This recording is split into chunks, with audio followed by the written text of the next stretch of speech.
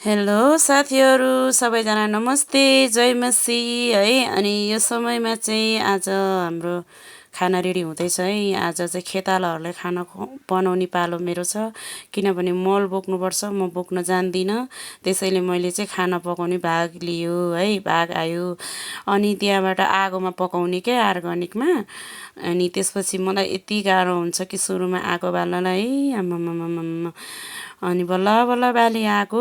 त्यसपछि अनि दाल दाल तयारी बनाउँदैछु है साथीहरू। अनि त्यसपछि बसाएँ है, छोटकरीमा छ साथीहरू, लामो भिडियो हुन्छ नभए होइन।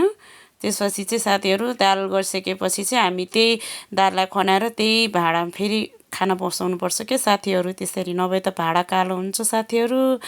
त्यसपछि बसायो अनि दाल पाक्दैछ मजाले। अनि अर्ग्यानिक चुलोमा आगोमा पकाएको खाना चाहिँ एकदमै टेस्टी हुन्छ है साथीहरू, त्यो त सबैलाई थाहा भएकै कुरा हो। अनि मैले पनि यो पकाउन थालेपछि थाहा पाएको है साथीहरू। अनि यो चाहिँ दाललाई चाहिँ झान्नको लागि म लसुन हाल्छु क्या साथीहरू। कतिजनाले चाहिँ अगाडि नै झान्छ, म चाहिँ पछाडि झान्छु के साथीहरू।